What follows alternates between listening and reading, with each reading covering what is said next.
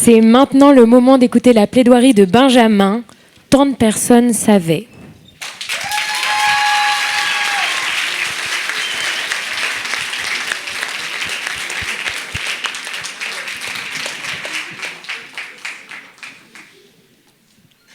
Cher public, mesdames et messieurs du jury, je commencerai par vous poser une simple question. À quel problème, à quelle question faisions-nous face lorsque nous avions 3 ans, 5 ans, 7 ans, 8 ans ou encore 10 ans? Quelles interrogations nous taraudaient l'esprit à des âges si innocents et fragiles?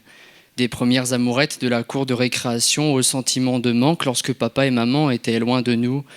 Toutes ces inquiétudes sur ce monde si difficile à comprendre du haut de nos quelques années de vie. Peut-être que ces questions et ces problèmes ont été les miens, les vôtres.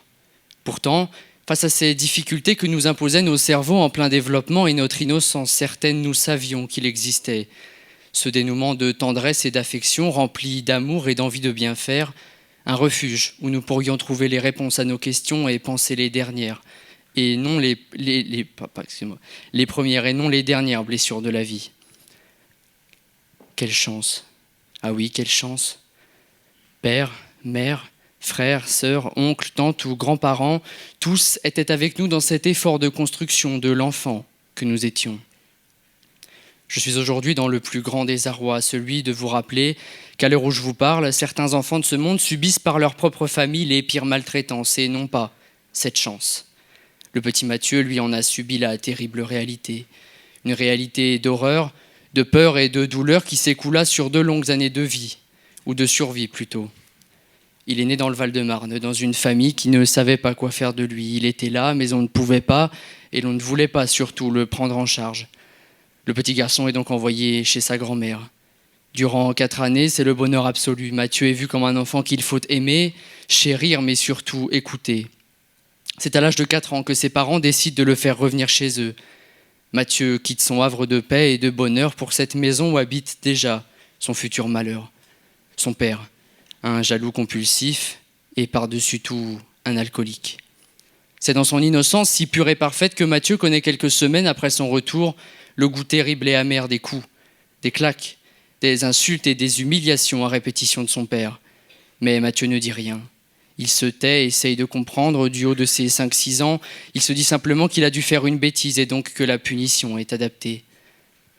Tous les soirs, il se couche avec la marque des doigts de son père imprimée sur une nouvelle partie de son corps. Son dos est marbré, ses jambes sont abîmées, son visage, quant à lui, exprime toujours un joli sourire qui dissimule pourtant tant d'horreur. Son esprit est en pièces, un puzzle que l'on divise un peu plus chaque jour et qu'il ne parviendra probablement jamais à recomposer. Une enfance pareille et un passé aussi lourd, cela brise des hommes.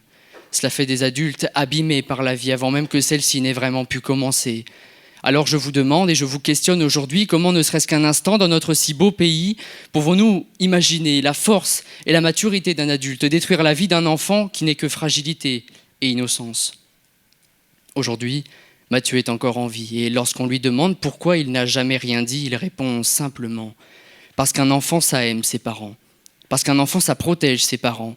Parce qu'un enfant, il ne comprend pas ce qui lui arrive, alors il essaie tant bien que mal de se convaincre que c'est normal. » Et oui, aussi surprenant que cela puisse paraître, c'est comme cela que la plupart des enfants maltraités pensent. Ils se plongent dans un silence parfois si profond qu'il est bien compliqué pour eux d'en émerger ensuite. Le petit Mathieu, Maurice ou encore 30 343 autres enfants en 2020 ont été victimes de violences et de maltraitance par des personnes de leur famille. Les articles 5 et 3 de la Déclaration universelle des droits de l'homme disposent que nul ne sera soumis à la torture, à des peines ou à des traitements cruels, inhumains ou dégradants, et que, je cite toujours, « tout individu a droit à la vie, à la liberté et à la sûreté de sa personne ». Chaque année, en France, c'est environ 140 000 enfants qui sont recueillis par l'aide sociale à l'enfance pour cause de maltraitance ou de violence, qu'elles soient physiques, sexuelles ou morales. En 2020, c'est 122 enfants qui sont décédés sous les coups de leurs parents. Les enfants handicapés, eux, ont un risque 2,9 fois plus élevé de subir de tels actes. Toutes ces ignominies sont commises dans le plus grand secret, sous le poids de menaces toujours et encore plus grandes, de langues enfantines qui sont liées et de mots emprisonnés par l'angoisse.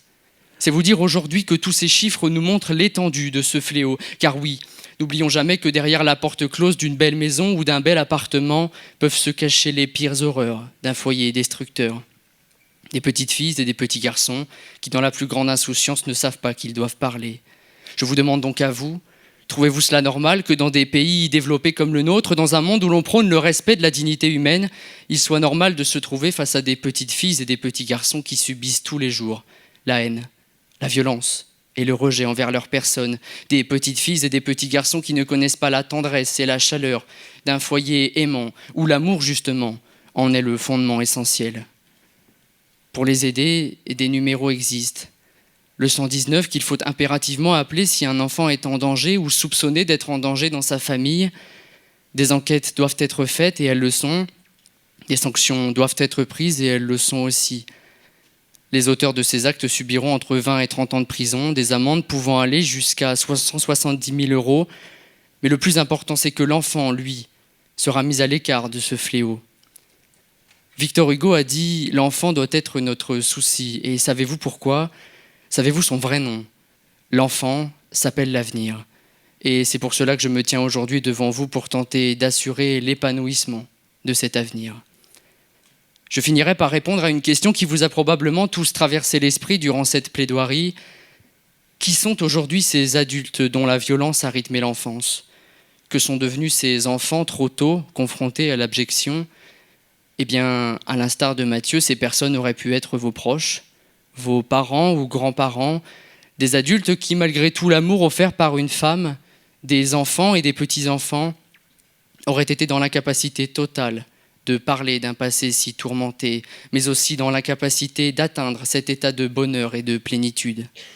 Cette histoire, c'est aussi celle de milliers d'adultes et de jeunes adultes qui se trouvent toujours et encore traumatisés par leur enfance brisée. Et dire, pourtant, que tant de personnes savaient. Merci.